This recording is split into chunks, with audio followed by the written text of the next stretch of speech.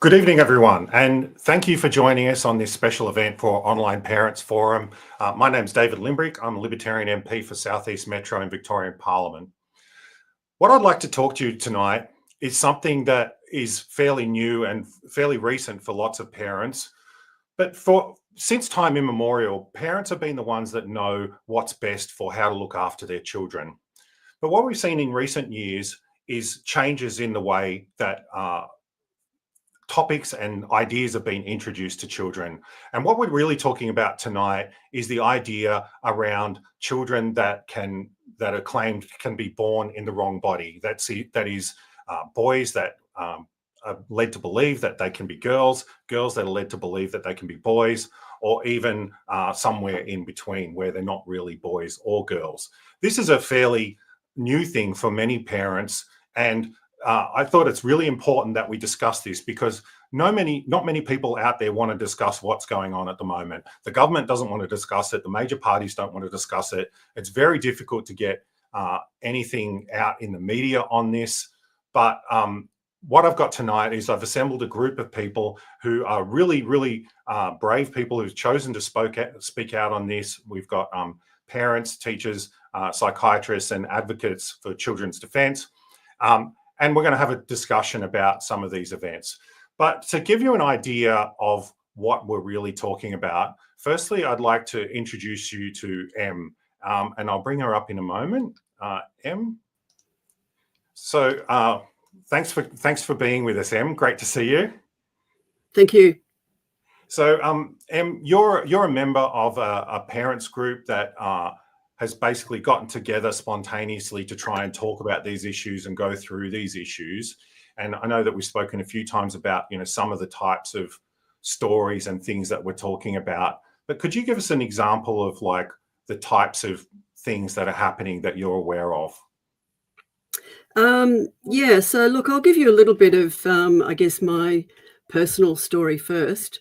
So in her last year of high school, my daughter said that she was starting to have some issues around her gender. And I wasn't kind of too concerned about it, but the day that she sat me down and completely out of the blue said that she wanted a double mastectomy and to start taking testosterone, I kind of really started to pay attention. So it's something that kind of hits you with a bit of a gut punch, and you're trying to work out where it comes from. So to cut a long story short, I've been I guess quite fortunate, and she's realised that the distress that she was feeling was related to autism, and also some developmental trauma. And I'm happy to say that she's reconciled her distress with her body and is getting on with life. But as part of the process, I reached out and connected with a whole lot of other parents who are finding themselves in the same situation. And when I say the same situation, all our children are remarkably similar. They're all teenagers to young adults. Vast majority of them are neurodiverse on the spectrum, and there's just a raft of other things going on in terms of trauma. Quite a lot of them are same-sex attracted, which none of us have any issue with at all. Mental health issues, eating disorders. They're complex kids with complex human frailties, and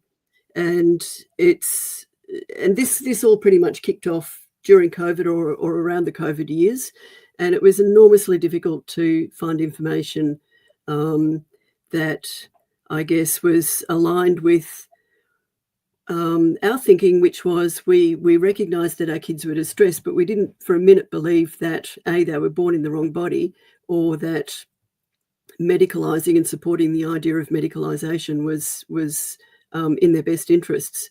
GenSpect was probably one of the few organisations we could find that had information that was aligned with what we were thinking.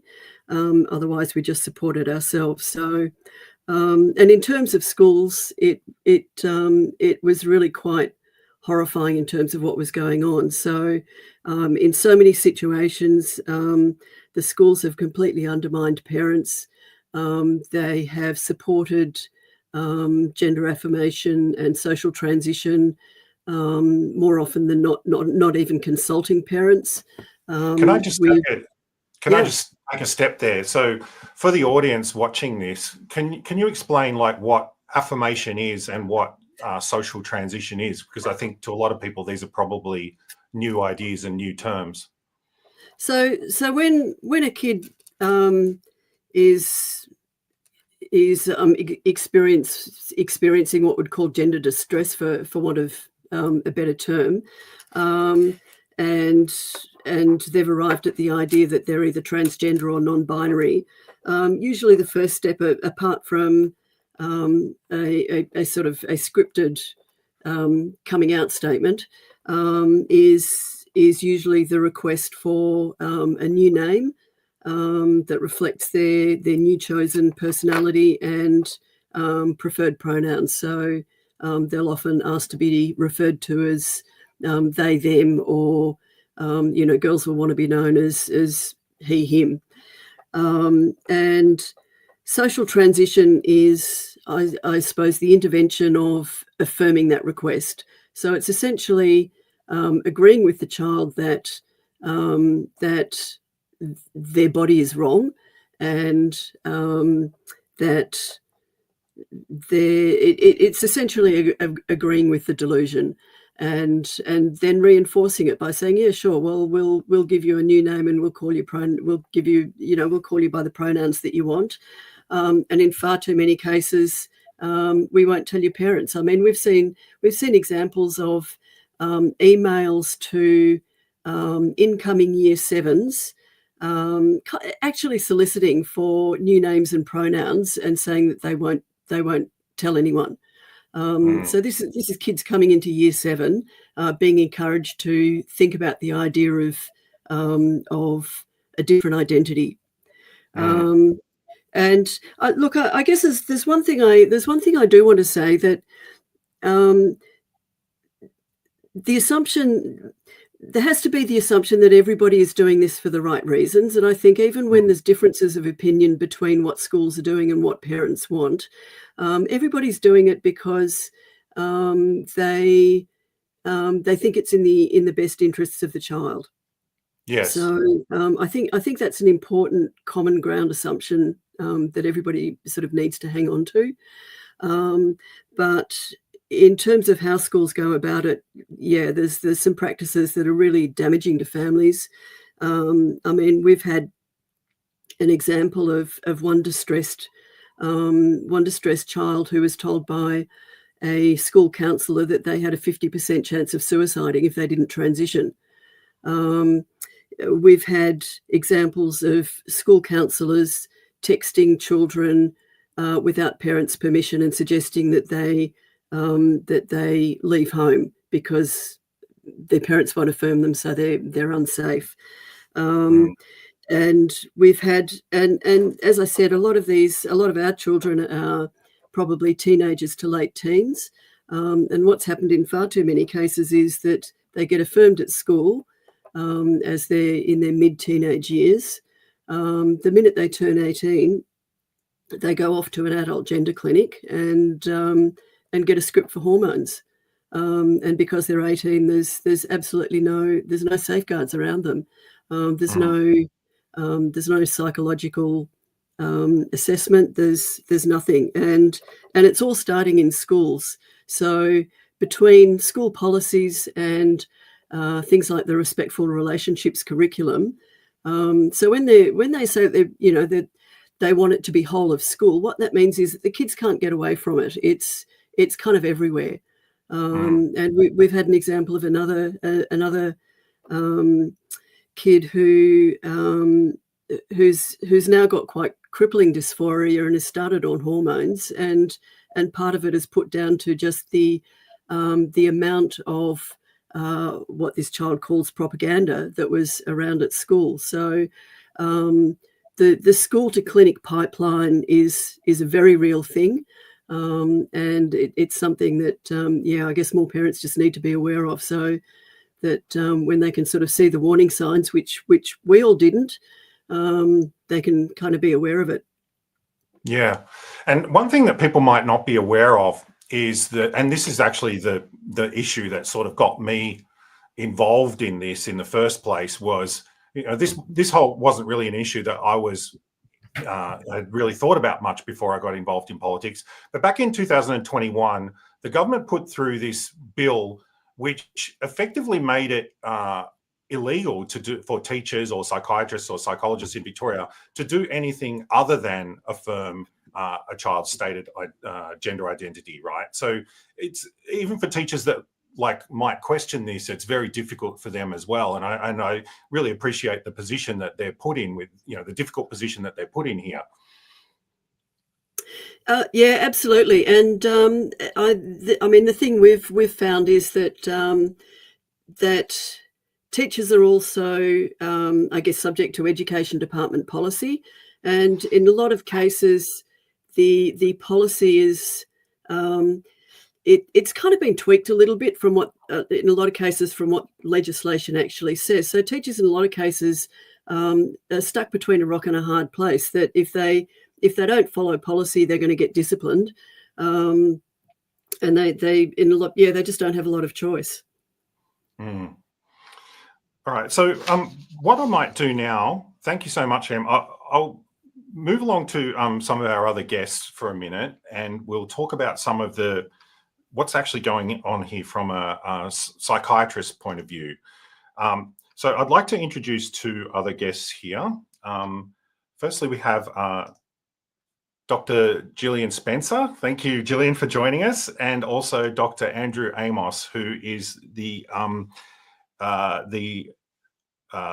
academic psychiatrist from James Cook University, and Gillian is a senior child and adolescent psychologist. So thank you. I think you're on mute, Gillian. Yeah. I'm a psychiatrist too, David. Yes. Didn't I say that? Oh, yes, you're both psychiatrists.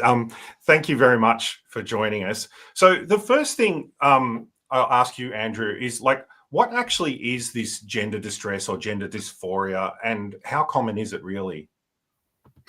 Thanks, David. And look, thanks for putting this event on. Thanks for people watching. I think this is an important topic. And as Em has just, I think, amply demonstrated, an extremely confusing topic for parents to understand. Up front, I would say my best advice to parents thinking about this area is always to trust your own instincts about your kids. Don't be told by teachers or even medical professionals that they know your child better than you do.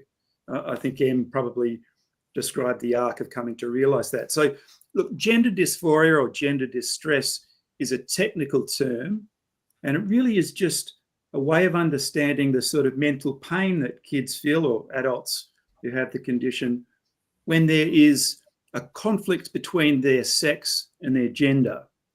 And that can be a little confusing in itself, because most people think of sex and gender pretty much as the same thing. But you can think of sex really as the biological or physical features of sex. So that's literally the organs that you have that mark you out as a man or as a woman. The physical features, so males tend to be larger and females smaller. So sex are those physical characteristics. Gender then are more the social characteristics associated with sex. And that can be things like the traditional male role, which may, 50 years ago might have been the breadwinner and so on. And back then females might have thought of themselves more as the homemaker. Much more complicated these days.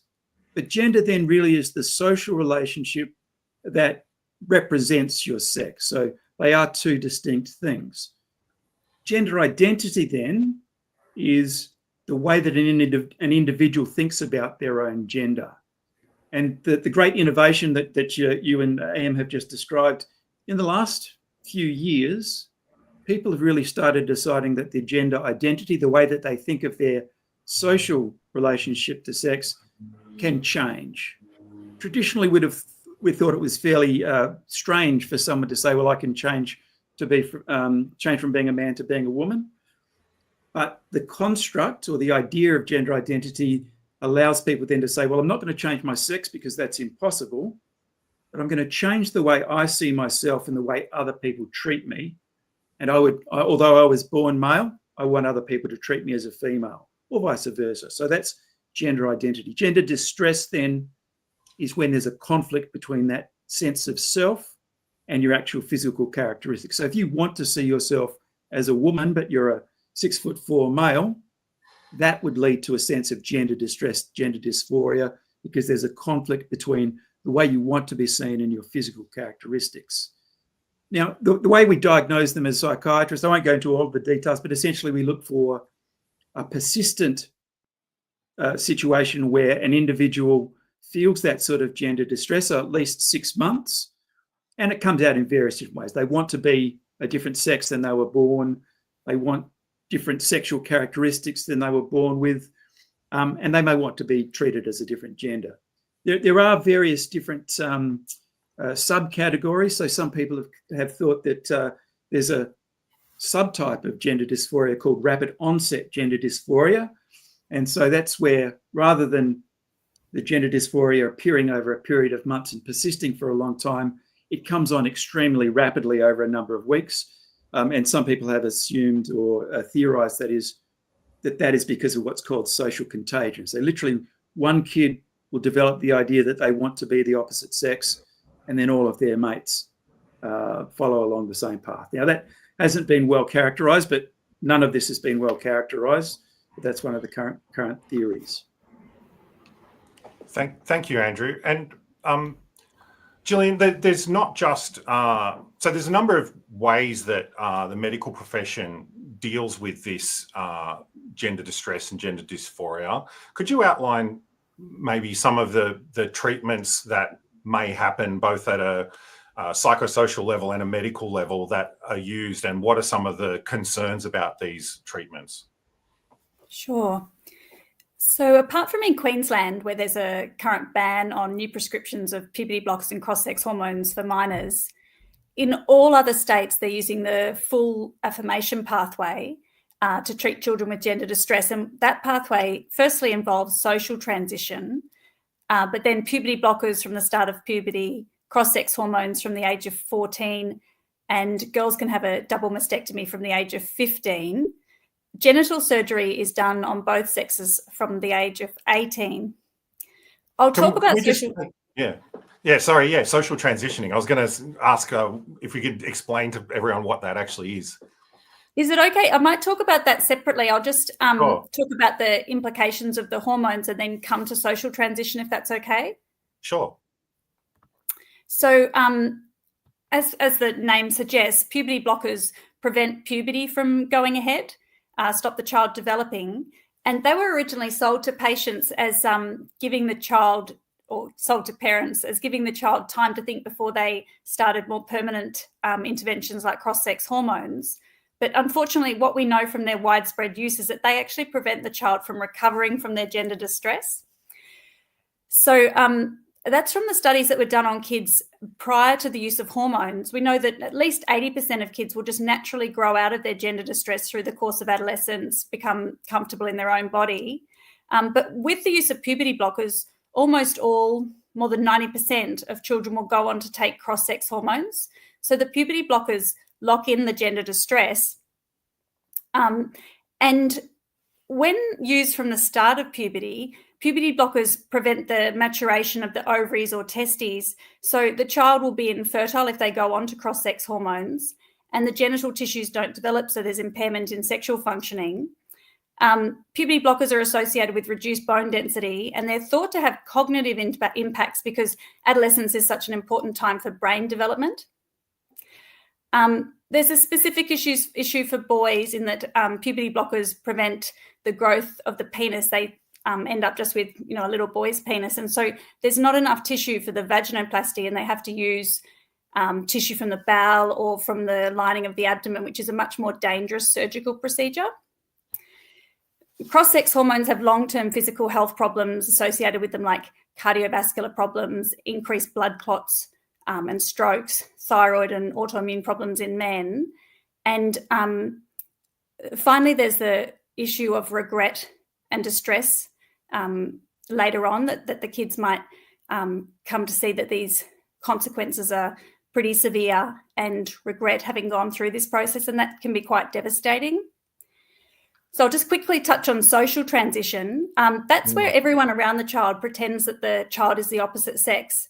And so the child uses an opposite sex name, pronouns, changes their appearance, and it actually extends to allowing the child to use opposite sex facilities and go into opposite sex sports. The problem with social transition is it gets the child used to pretending to be the opposite sex and makes them very fearful of being found out as being their actual real sex. So they become quite preoccupied with having a secret.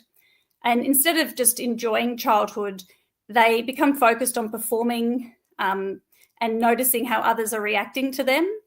It makes them really anxious about adolescence coming up because they get quite caught up in pretending to be the opposite sex and fearing that changing.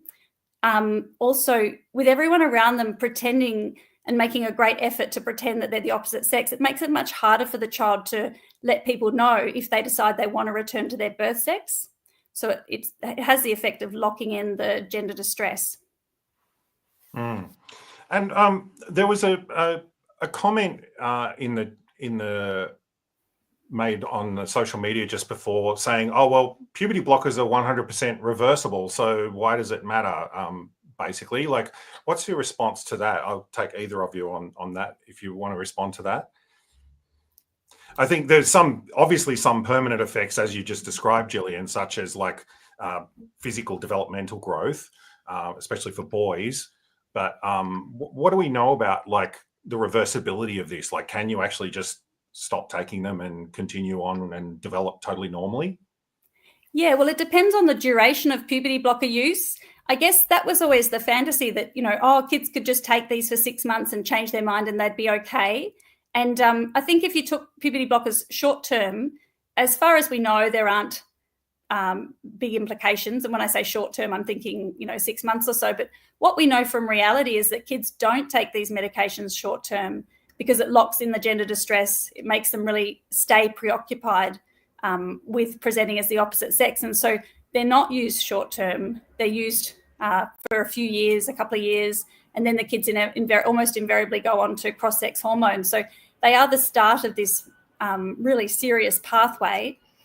In terms of reversibility, if the kid's been on puberty blockers for quite a long time, there are no studies showing that puberty will just resume. And the small amount of information we have from places like the Tavistock is that it's actually hard to kickstart puberty if that adolescent window of time has closed. So if kids stay on these for a long time, there's no guarantee that puberty is just going to be able to kick in.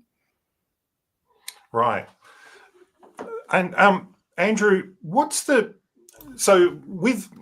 these medical treatments strike me as quite different to other medicine. So in other medicine, we're either trying to prevent illness or we're trying to fix something that's broken with the body.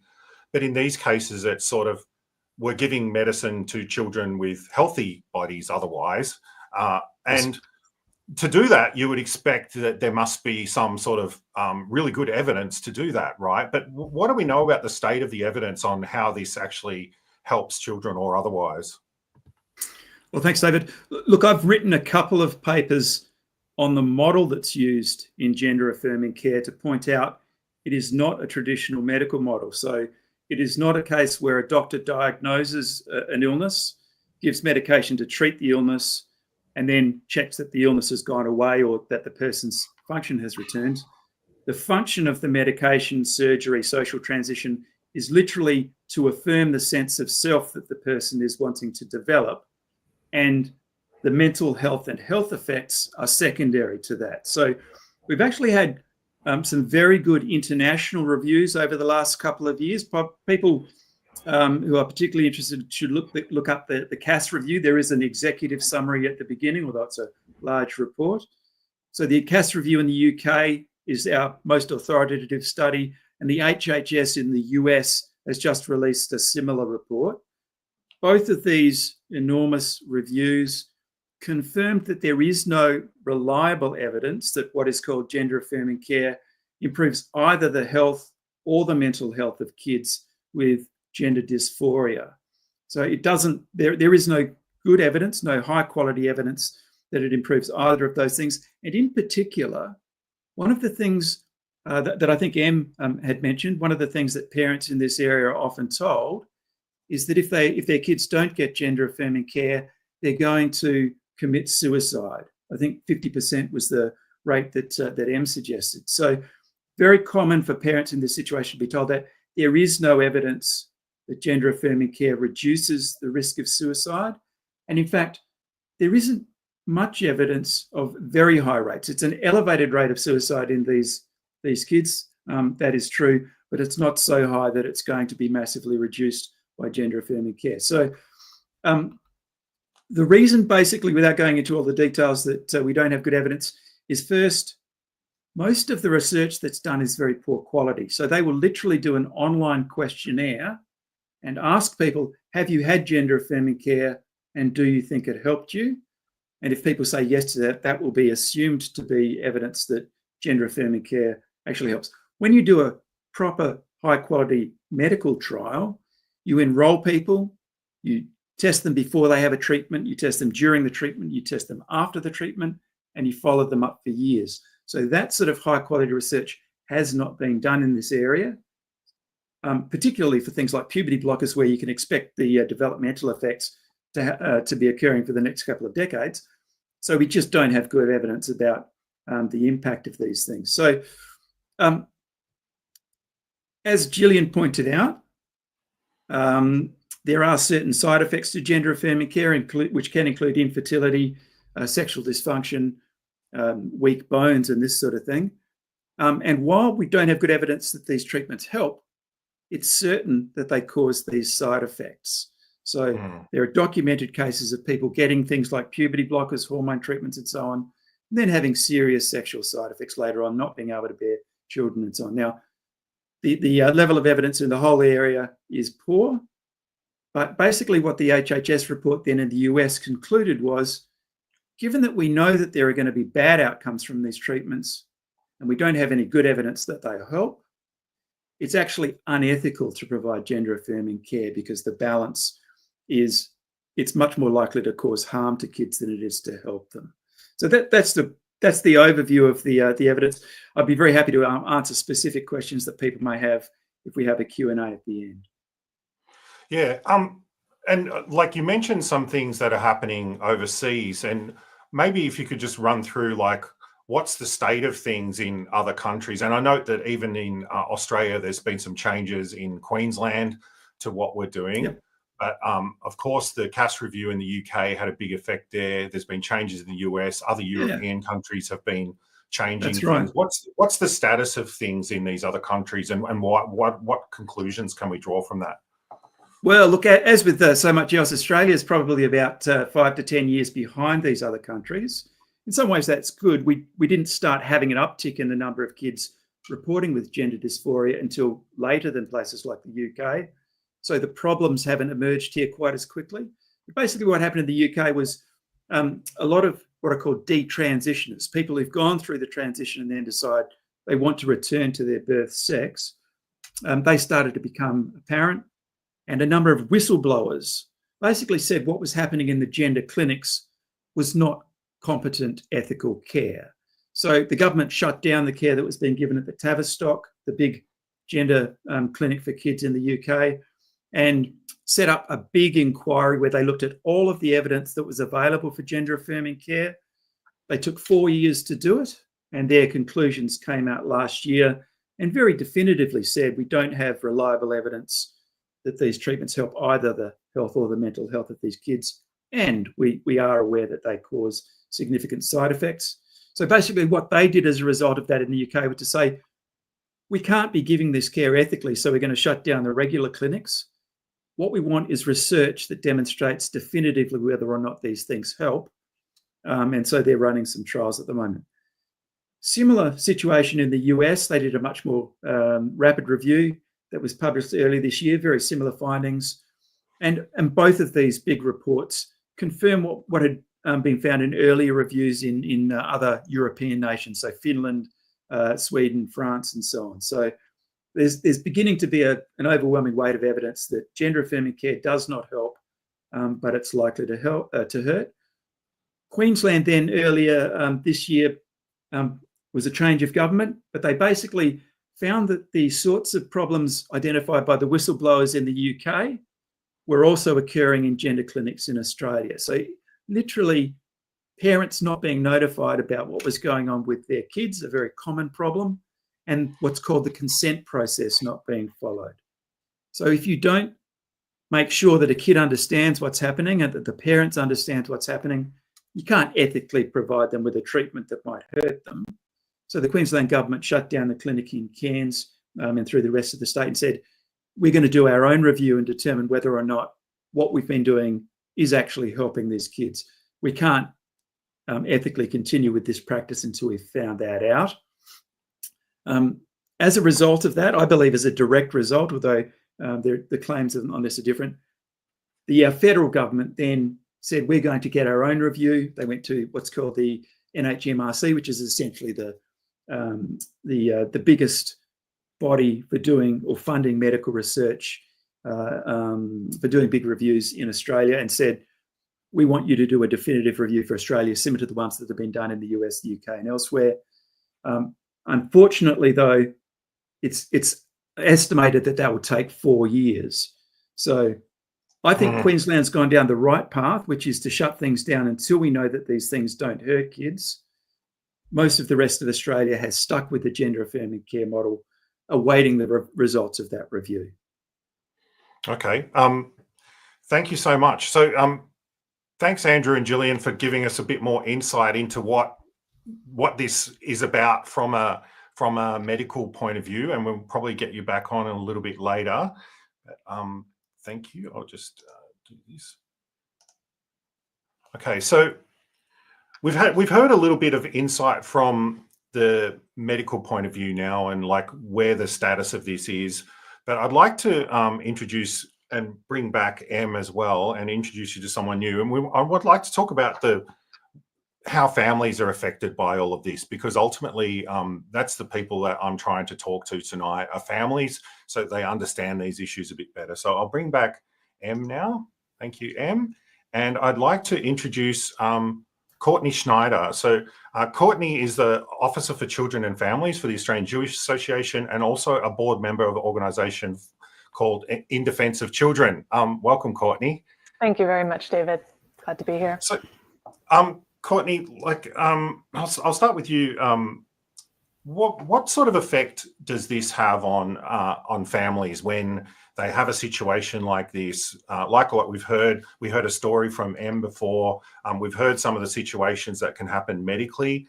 Can you tell us a bit about like what sort of effect this has on families?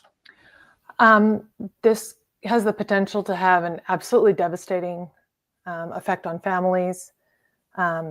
It can blindside them, as Em was talking about earlier. These can take parents by complete surprise if they don't get out ahead of it. And the result of that can be just, a family in complete shambles where you don't have communication between children and parents, where, these topics haven't been sort of discussed as a family ahead of time.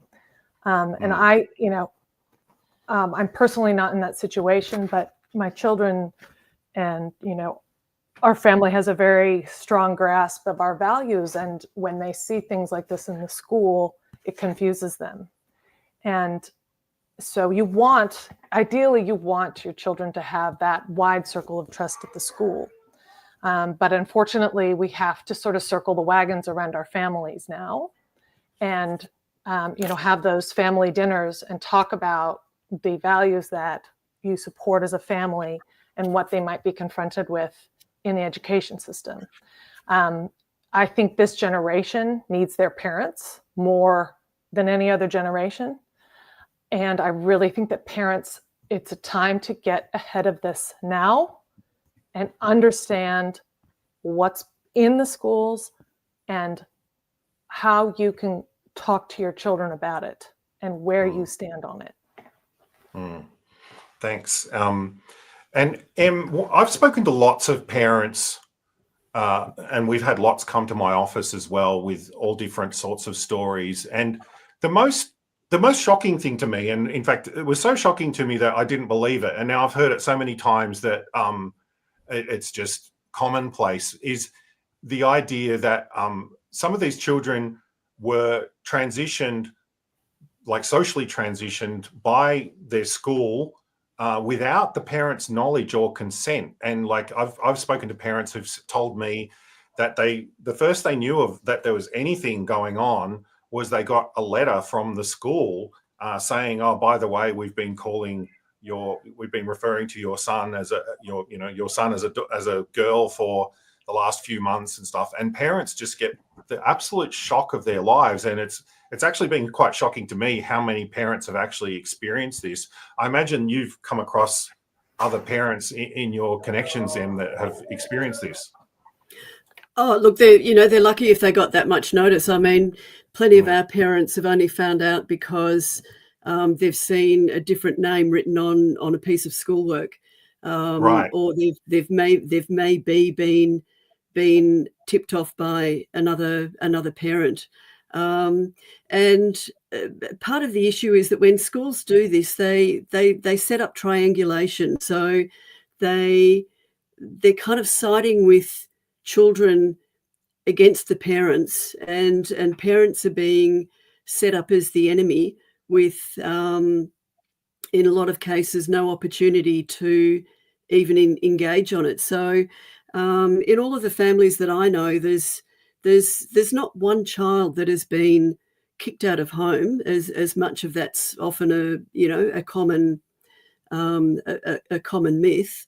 But children have been encouraged to be estranged from their parents. They've been encouraged to see their parents as unsafe simply because they have concerns about them, and don't necessarily agree that that social transition and progressing to medicalisation is the best thing. And as Andrew said, parents are experts in their children. They know their children best, and it absolutely rips families apart. There are families that just will never recover from this.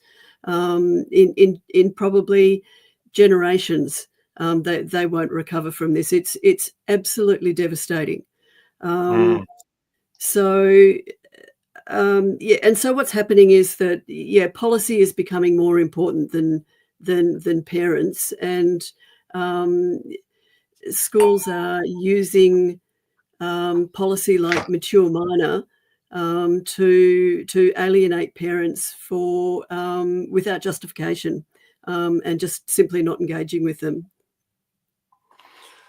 One question that's shown up in the comments, and I think I already know the answer to this, but maybe this is one for Courtney. Is this just public schools, or is it public and private schools where this is happening?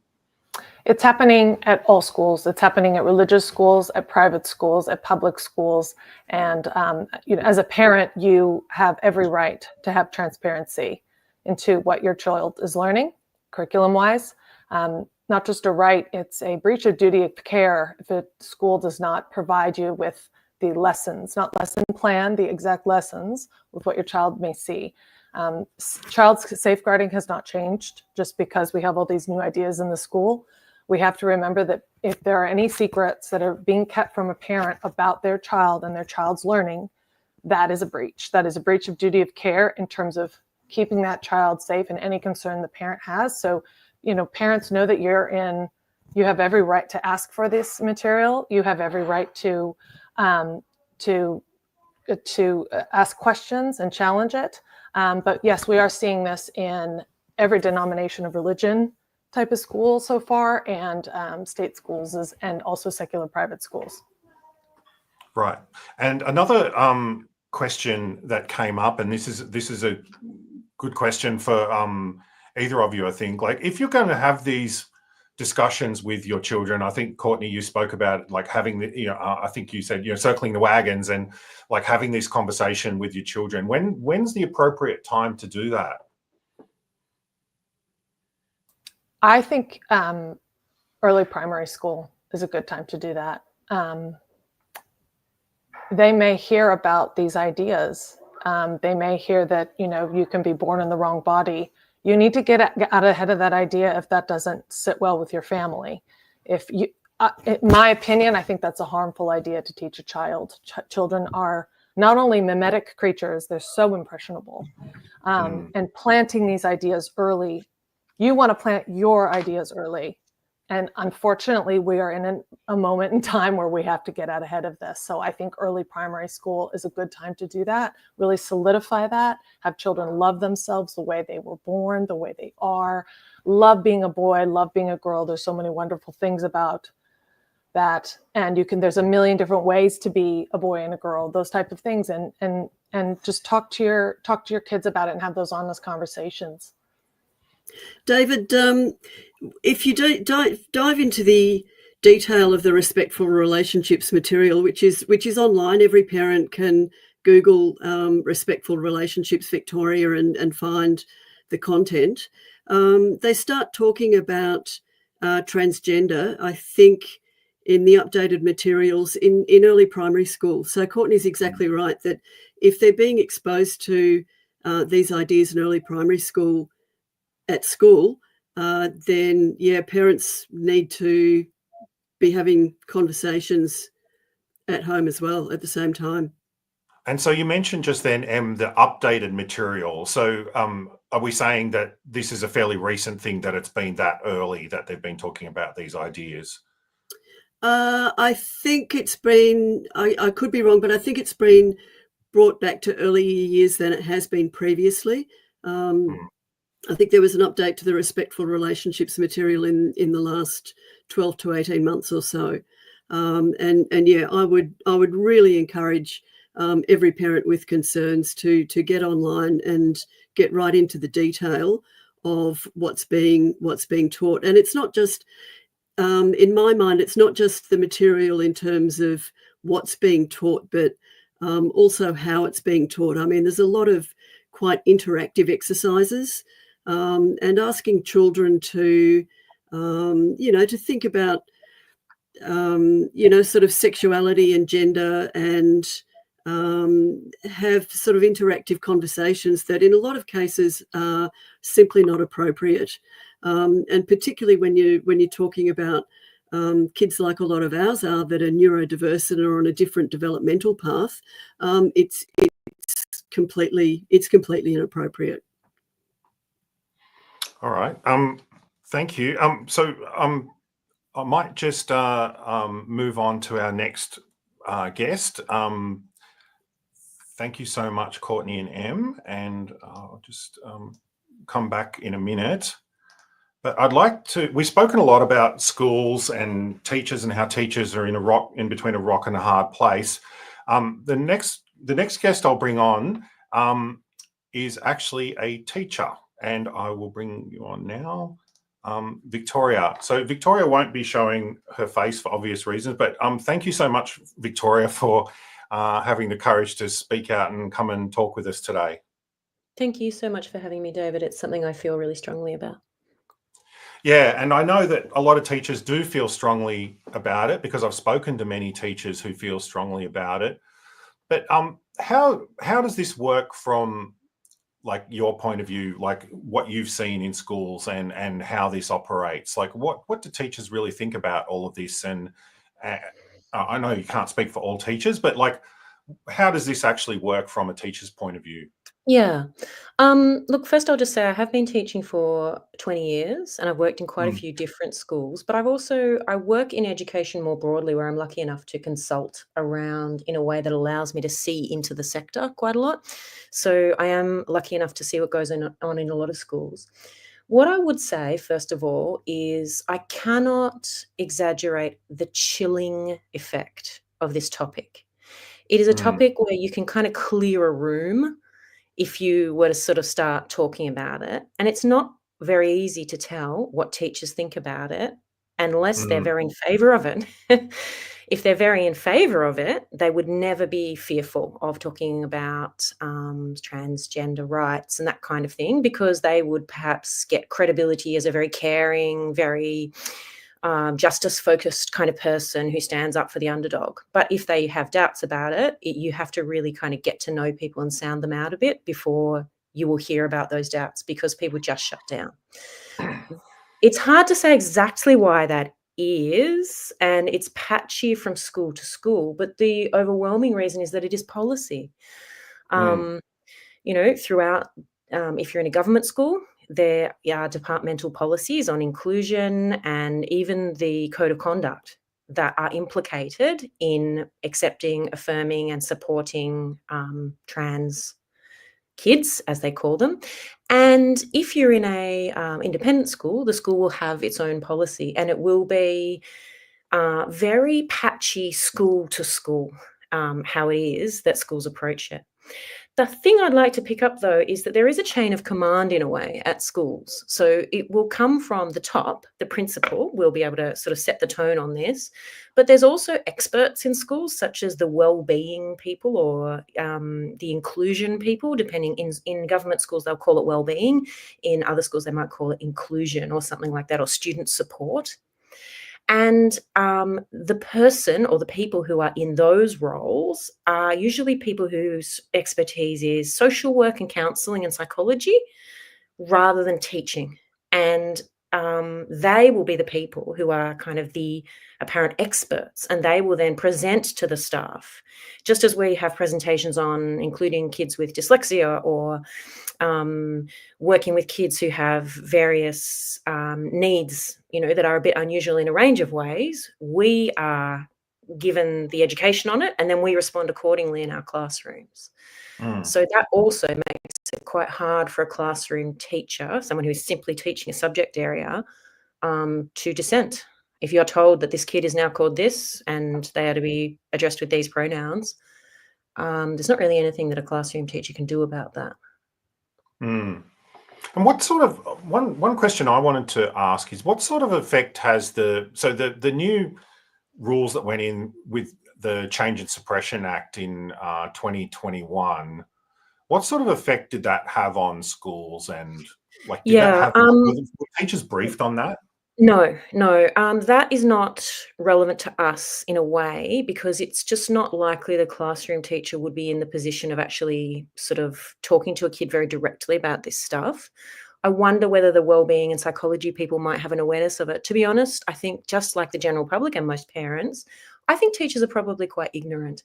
The chilling effect is present, but the idea of that suppression conversion practices kind of legislation having an effect on us, I don't actually think teachers are aware of that. Teachers would be aware, however, of just the broader culture in Australia on social media.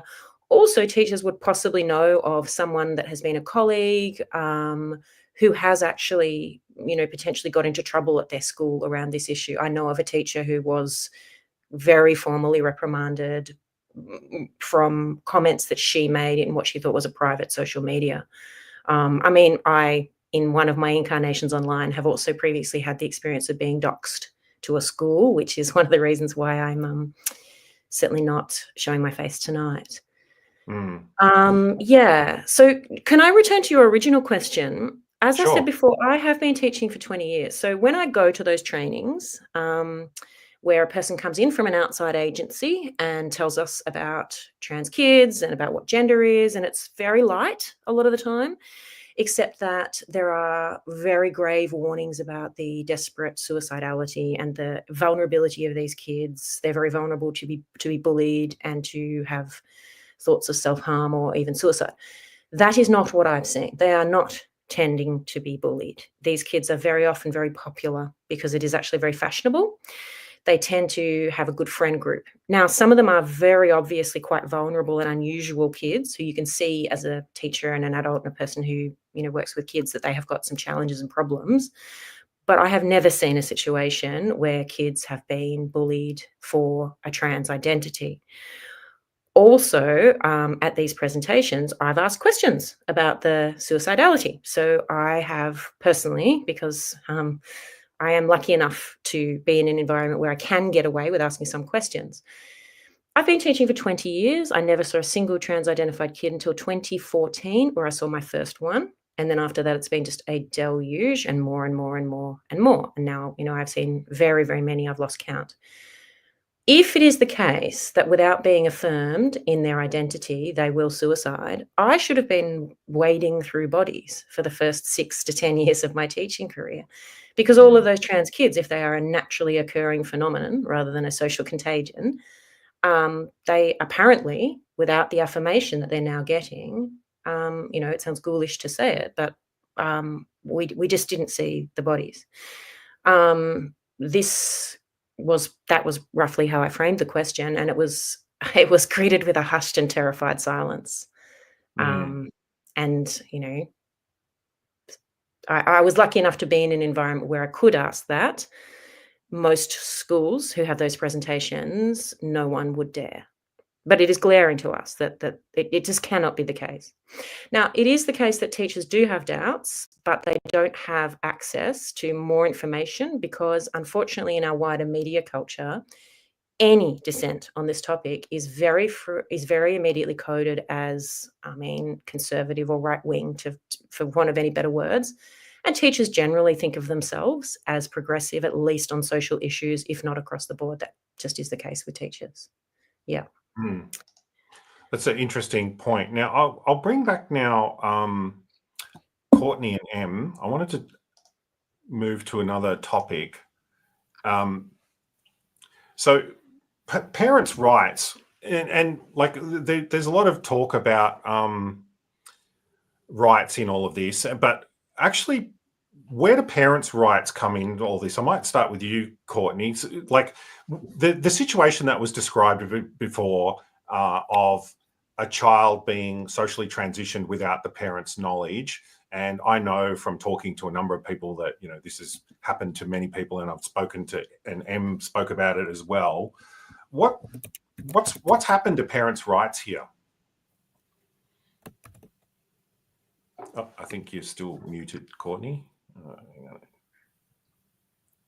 Unfortunately, when it gets to the point of social transitioning in the school, the parents have lost most of the rights at that point. If they lose right to withhold, or give consent to any of this process. There was never any consent given. There was never any transparency given. And then if you, like Victoria was saying before, if you object to any of this, you are going to be labeled something, some character destroying name calling of some sort.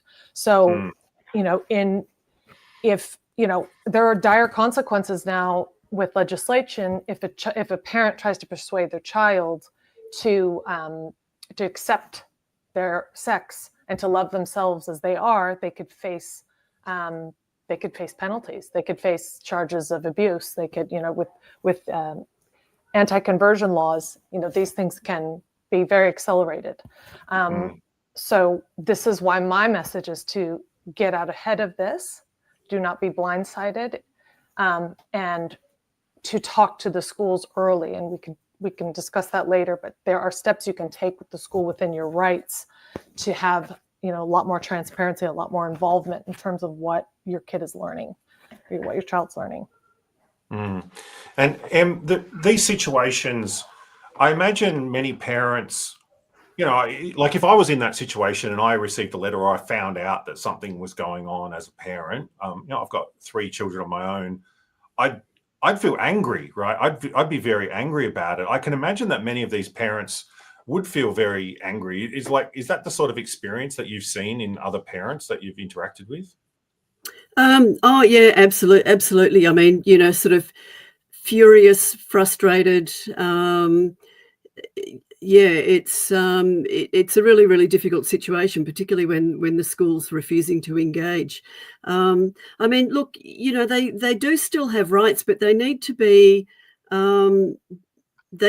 really across the detail. I mean, when you look at the detail of the child safe standards, there's a standard in there that says that parents must be involved in decisions affecting their child. Now, what you'll find is that detail's actually been written out of Education Department policy, but it's there in the legislation. And similarly, in the in the Anti-Conversion Therapy, the Change and Suppression Practices Act, a lot of the things that parents want to do aren't considered conversion therapy, but parents have to know this. And going back to the point of schools not really being fully aware. I mean, we've had a parent who was told when he said that he wanted his child to work with psychotherapy rather than affirmation. The wellbeing person at the school said, "But that's illegal," which is not the case. But there's an awful lot of misinformation going around about what is and what isn't possible. So yeah, one of the challenges for parents is really getting up to speed on the detail of, you know, the legislation and the policy, and having the confidence to stand up and fight for their rights. I'd like to say a word about that. Sure. I think that's something. I mean, Courtney, you would know better than me from a parent's perspective, but from my perspective in schools, and I have a primary school age child myself, I think that parents can be very aware of the vectors within the school from which this is going to come. I will never allow my son to see a wellbeing staff member at a school. So when my son enters secondary school, there will be a specific comment that I do not give my permission for my son to ever have an appointment with a school wellbeing person. Now, with respect, there are some wonderful, wonderful wellbeing staff out there, but also we know that that is one of the main vectors for this being spread. Also, parents need to be aware of things like Pride Club. Pride Club or Rainbow Club probably exists in almost every school in Victoria, except for some of the more unusual religious schools. And it'll have a different name. And it will not be an official club that the parent has to give permission for or to sign up to, because it'll be held within school hours at a lunchtime. Pride Club will be your 11-year-old daughter who's just started year 7 and isn't 12 yet. We do get some very young ones. And an 18-year-old male, all in together in a room at lunchtime with some teacher who's taken upon herself or himself or their self to run it because they have a special interest in introducing kids to ideas about rainbow identities. And it's a club for kids to talk about their sexuality in which mixed sexes are present from ages, roughly 12 to 18. And they will call in outside experts to come and present to the kids. I know because I've gone. And I've turned up at Pride Club because all are welcome. And I've had a startled look from the teachers that run it. Oh, what's she doing here? This is unusual. I've been at Pride Club and had an outside expert come in and give the kids a talk on all the different rainbow identities and reward them highly. And then I've heard a teacher who organised it say, we are going to make an email list and don't worry, your parents won't be on it. So I really, really urge parents to find out if that thing happens, find out if your kid's friend group is attending. Be also very careful of theatre departments. I'm sorry, I know that sounds horrible, but theatre and performance departments too. And be aware of who your kids are friends with. I know that sounds awful, but those are the vectors from which it can come. Yeah, if I may, these are vectors. These are also vectors of grooming. This is the issue. This is the risk. Like Victoria said, you're looking at SEL classes, social emotional learning, CSE classes, comprehensive sex education, anything that says family life, anything that's an incursion or an excursion. Get all the details on it, understand any third-party provider. Third-party providers are a big red flag. My children do not participate in any, I agree with Victoria, they don't participate in these courses. I pull them out, but there is, like Em said, a whole of school approach to this, and it is creeped in other places, and I've had to have very difficult conversations with school principals on this topic.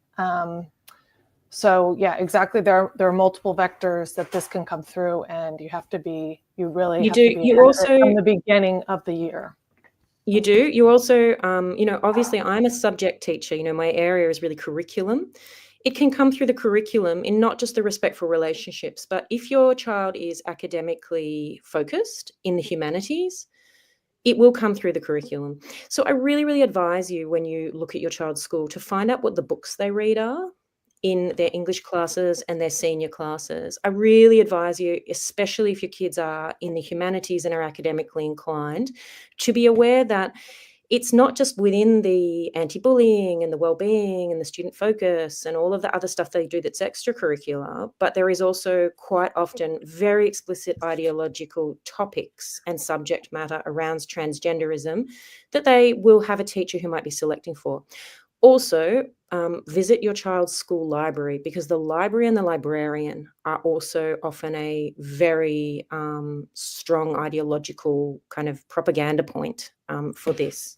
I would agree. I don't give permission for any external provider. Question every day. So I meet with the principal of my son's primary school every now and then periodically to thank her for not participating in the Rainbow Days, the Wear It Purple, the Ida Hobart, those anti-bullying days.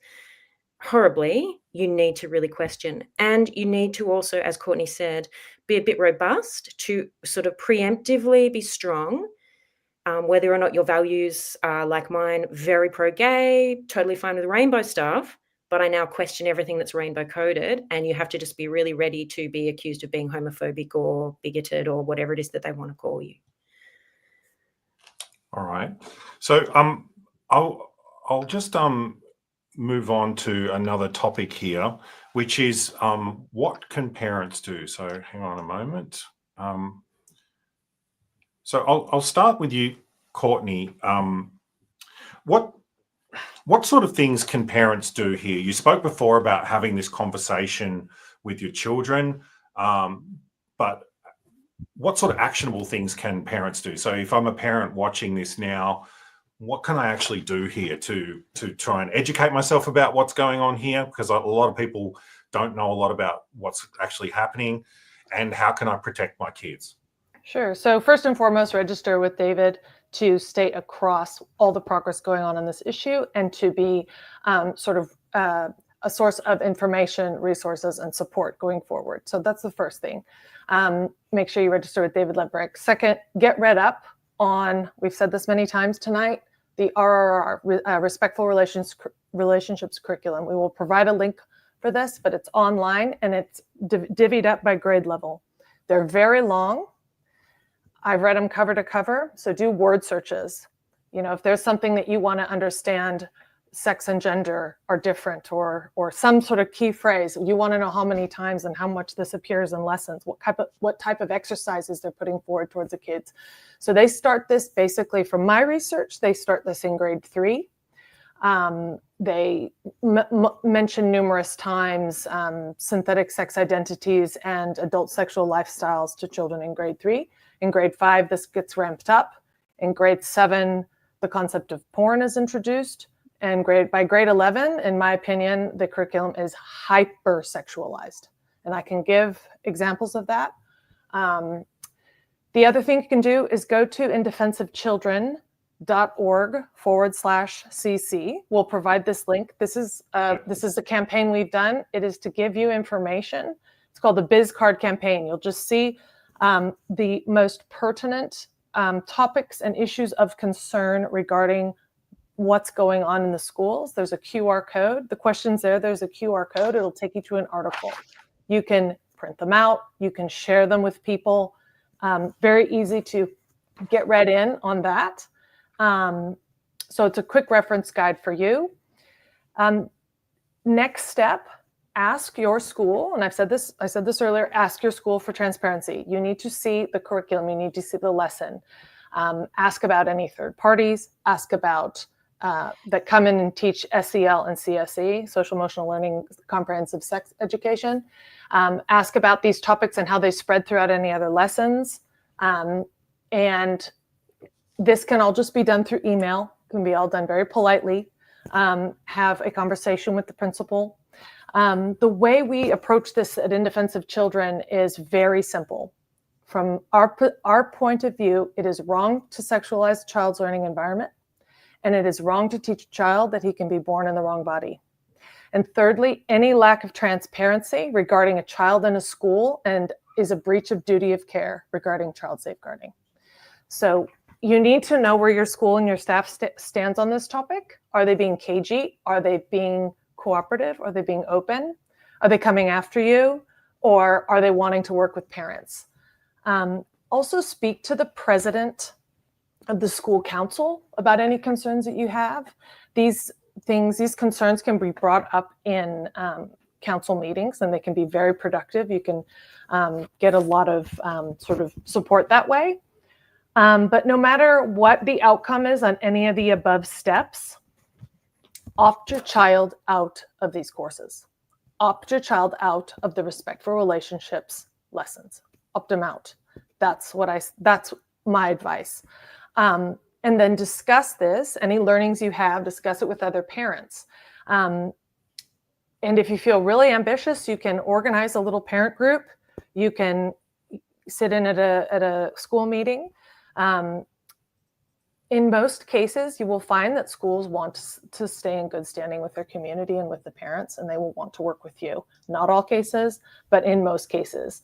And it's really helpful to remind schools that, most schools are government schools, and they are to remain neutral on politically charged topics. They're not to be pushing ideologically, even though this is what we see. They're supposed to have a sense of neutrality regarding a lot of these things. And sometimes it's helpful to remind them of this. And they are to be transparent and not keep secrets concerning any of the learning that your child has at the school. And I've come into the excuse of, there's this proprietary curriculum and proprietary material. You might run into that, and that doesn't override child safeguarding. It doesn't override duty of care. And again, the final action item and the most important action item, you as a parent must inoculate your child against these ideas that your family does not support. So standards of child safeguarding have not changed just because these ideas, the ideological charged, politically charged things that we're seeing in the schools are there. We still have to have high standards around our kids. So, like I said, circle the wagons, have family dinners, talk to your children, establish a very close-knit circle of trust with your kids, and try to get out ahead of it. Thanks, Courtney. And what if parents are already in this situation and feeling alone? What can they do to reach out and talk to other parents who might be in a similar situation? Because I know that a number of parents I've spoken to have felt very alone in all of this. And I thought maybe you could provide some insights on that. Yeah, look, there's a few things. There's increasingly groups out there. There's Parents of RAGD Kids. There's Our Duty. There's GenSpect have a lot of the support groups that think the same way listed on their website. So that's probably a good way to find some support. I guess the other thing I just wanted to mention, that for parents that find themselves in it, that by far the most critical thing is trying to maintain a good relationship and communication with their kid, no matter how difficult that is. And so I think honesty really matters. Authenticity really matters in relationships with their kids. So puberty sucks. We've all been through it. It's a pretty horrendous time. Nobody really enjoys it. And I think parents can acknowledge that their kids are having a tough time without necessarily affirming a different identity. And that's probably an important thing to remind them of, that even though you might not agree with them, doesn't mean you don't love them, doesn't mean you don't support them. And I think that's a really important message for parents to just keep communicating to their kids, because kids that get caught up in this are, they're in a state of chaos. They're out of control. They need stability, and parents are the best people to provide that. It's not always easy to do at that time, but they need a bedrock that they can come back to. But yeah, look, the support groups are out there, so yeah, it's really helpful to find parents who are in similar situations and share ideas, vent a little bit, and yeah, find your tribe. Thank you so much, Em. So those links that were mentioned earlier by Courtney, we'll try and make sure that they're in the comments on all platforms after we've finished, so you can access that. And we'll also, for everyone that registered, we'll send out a follow-up email after the event. So thank you so much, Courtney and Em, for participating. And I will just give me a moment. I'll bring back Andrew and Gillian. I just wanted to maybe get some last comments. What would your, I'll start with you, Andrew, simply because you're in the middle of the screen. I'm looking at you. What would your advice be to parents that find themselves in this sort of situation, similar to what we've heard described by Em and others tonight? Look, in Victoria, Courtney gave fantastic advice, and I absolutely agree that the relationship that you build with your kids is going to be the most important factor in this. By the time a kid gets to a psychiatrist, of course, they're often down a path that they wouldn't go down if they had a better relationship with their family and with their parents in particular. I'll emphasise what I said at the beginning, which is you need to trust your instincts as a parent. And don't take the word of a school teacher, a school principal, or an expert when it goes against your experience of your kid. So by having a good relationship with your kid, you'll understand them better. They'll feel comfortable coming to you with their issues before they're then going to go to someone at school who may steer them down the wrong path. I'd also... I agree with what has been said in terms of how to approach schools, and I'd emphasise the importance of asking questions. If teachers are doing things with your kids or they're going to lunchtime meetings and so on, you have a right to know. And some teachers will take advantage of parents by not telling them if they don't answer the question. So always ask questions and don't take no for an answer. And you are also in a position to ask, why do you have the right to do X, Y, and Z? And often they don't have the right. So you can take that approach. And the final piece of advice that I would give is always be polite with the people at school, people taking care of your kids for a lot of reasons. But even the most serious reason is if you get a reputation of being someone who perhaps has a reason to get angry, but gets angry with people at school, that can actually affect whether or not they tell you about your kids. If you get a reputation of someone who's going to be yelling at staff and that sort of stuff. So be passionate about your kids, support them in everything that they do, but always try and be polite when you're asking questions. Don't be demanding, but be appropriate in the interest that you display in your kids. That sounds like some excellent advice, Andrew. And Gillian, what would you say? What would you say to parents about who find themselves in this sort of situation or want to protect their children in this sort of situation? Yeah, well, I think a lot of that advice has been given. I think that in Victoria, there's really strict conversion therapy legislation, which has an incredible effect on parents and children because they can't actually find clinicians, mental health clinicians, who will conduct exploratory therapy with their child. So it's a very dangerous situation in Victoria for parents and children. And actually, we do need people to start speaking up about that, write to their local member of parliament and raise concerns with the Royal Children's Hospital in Melbourne, because the model of care being used in the paediatric gender clinics has been discredited, but the government isn't making any changes in line with that. So we actually do need people to take action politically. Yeah, and I suppose that's part of what I'm trying to do tonight is have that conversation so that people will, I suppose, have the courage to do that. Thank you so much, Andrew and Gillian, for taking part this evening. And I would just, I'd like to actually thank everyone. everyone who took part this evening, thank you so much. And thank you to everyone in the audience who actually joined this evening. And those of you that registered will get an email after the fact with some details here. But please share this. This video will be saved on these social media platforms, so on Facebook, YouTube, and X. Please share it with people that you think might be interested. If you have, if you'd like to talk about your own story with me, you can always contact my office. It's david.limbrick@parliament.vic.gov.au. And I'd also say, have conversations with your children, with your schools, as we've spoken about tonight. But also, as Gillian just pointed out, have these conversations with your local member of parliament. Like, talk to your local member of parliament. I mean, I might be your local member of parliament in Victoria, but talk to your local member of parliament about these issues. Tell them what you think about these issues. And as Andrew said, you always want to be polite but passionate about your children.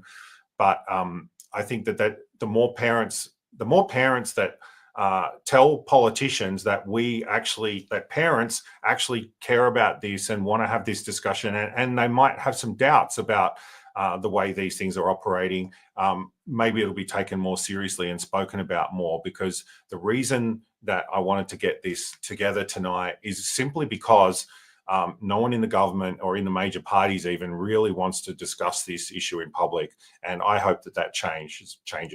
So thank you again to all the participants. Thank you for watching, and we'll see you all soon.